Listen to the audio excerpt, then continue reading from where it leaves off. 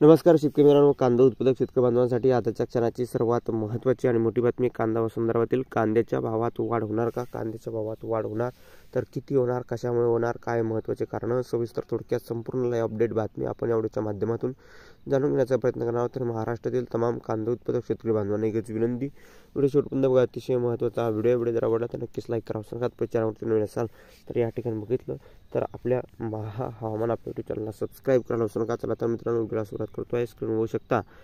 कांदा प्रश्नावरून सभागृहात छगन भुजबळ आक्रमक, काय महत्त्वाचे अपडेट संपूर्णपणे बघत आहोत. त्यामुळे या ठिकाणी बघू शकता. विधिमंडळात आमदार भुजबळ म्हणाले की 1500 रुपये क्विंटल सध्या भाव मिळत आहे, परंतु शेतकऱ्यांना उत्पादन खर्च देखील जास्त आहे, त्यामुळे शेतकऱ्यांना पैसे शिल्लक राहत नाही. एकंदरीतच या ठिकाणी सरकारने आधारभूत किंमत कायम ठेवली पाहिजे. नाफेड कांदा खरेदी करत नाहीत, त्यांच्या ठरलेल्या कंपन्या शेतकऱ्याकडून कमी भावात कांदा विकत घेतला जातो. शेतकरी सुद्धा कांदा सोडून जाईल म्हणून विकून टाकतात.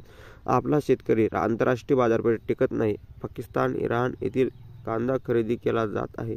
राज्य सरकारने केंद्राला या ठिकाणी 20% निर्यात मूल्य काढावे अशी मागणी देखील भुजबळ यांनी केली आहे. कांद्यावर खर्च व नफा पकडून किमान 2250 रुपये मूल्य द्या. 3000 रुपये भागापर्यंत कुठलेही निर्बंध लावू नये. या ठिकाणी 3 ते 4 हजार रुपये किंवा 4 ते 5 हजार रुपये दर दिल्यावर कर लावा. अधिक दर झाल्यास निर्बंध लावा. त्यामुळे कायमस्वरूपी एक दर देण्यासाठी आपण विनंती करणार का?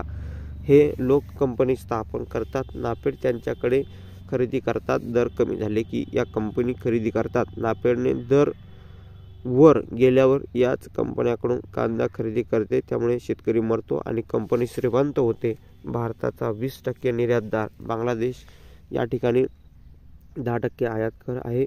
मग कांदा उत्पादकांनी करायचं तरी काय? यावर राज्य सरकार केंद्र सरकारकडे जाऊन काय उपाय सुचणार का, असा सवाल उपस्थित केला. धन्यवाद. लाईक महाराष्ट्र.